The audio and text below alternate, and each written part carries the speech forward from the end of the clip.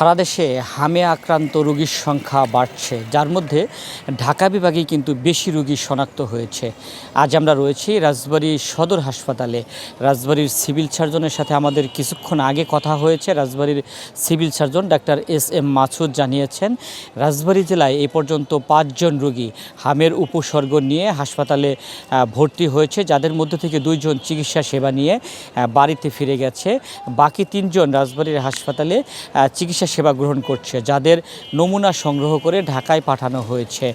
যদি তারা হামরোগী হিসেবে চিহ্নিত হয়, তাদের সেইভাবে চিকিৎসা সেবা প্রদান করা হবে। এছাড়াও রাজবাড়ী জেলায় বর্তমানে 4100 হামের টিকা মজুত রয়েছে। সিভিল সার্জন আরও জানিয়েছেন, যদি কেউ হামের উপসর্গ কারো শরীরে দেখা দেয়, তাহলে তারা যেন অবশ্যই চিকিৎসকের পরামর্শ নেন।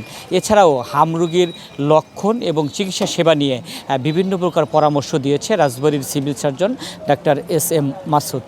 আপনাকে এই হামটা ইদানিং একটা আউটব্রেক দেখা যাচ্ছে, বিভিন্ন জায়গায় হামের প্রকোপ দেখা যাচ্ছে। আমরা রাজবাড়িতে হামের এই প্রকোপটা রোধ করার জন্য সম্পূর্ণভাবে প্রস্তুত।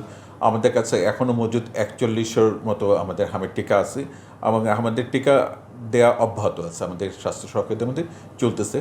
আমাদের এখানে গতকাল 5টা সন্তোষজনক রোগী ভর্তি ছিলেন আমাদের রাজবাড়ী সদর হাসপাতালে। আমি নিজে যেও দেখে আসছি। তার মধ্যে 2 জন ভালো হয়ে যাওয়াতে চলে গেছে এবং তাদের মধ্যে 3 জনের স্যাম্পল ঢাকায় পাঠানো হয়েছে। ওখানে যদি পজিটিভ আসে তখন আমরা বলতে পারবো কেউ আক্রান্ত কিনা। আপাতত সন্দেহজনক কেস। আরও 3 জন এখনও আছে। তারপরে কালোখালীতে 1 জন আছে, তারপরে গোয়ালন্দিতে 1 জন আছে। তবে তাদের সার্বিক পরিস্থিতি দেখে তাদের উন্নতির দিকে। তাদের হাম এখনও কনফার্ম করা যাচ্ছে না, ডাক্তার রিপোর্ট না আসা পর্যন্ত। তবে বাচ্চারা ভালো আছে। মৃত্যু রেট এখনও 0।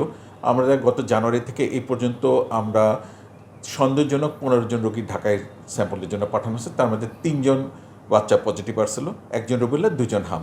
এবং সেই বাচ্চার যে 3 জন, সেই 3 জন সুস্থ আছে, কোনো সমস্যা নেই। আর আমাদের এখানে এখনও পর্যাপ্ত মজুদ আছে টিকার জন্য এবং আমরা ভিটামিন এ ক্যাপসুল সব রেডি করা আছে। যেহেতু এই পর্যন্ত আমাদের সংখ্যাটা অত বেশি না, আমাদের কাছে যথেষ্ট ভিটামিন এ ক্যাপসুল এবং ভ্যাকসিন সব কিছু তৈরি আছে। ইনশাল্লাহ আমাদের এখানে সমস্যা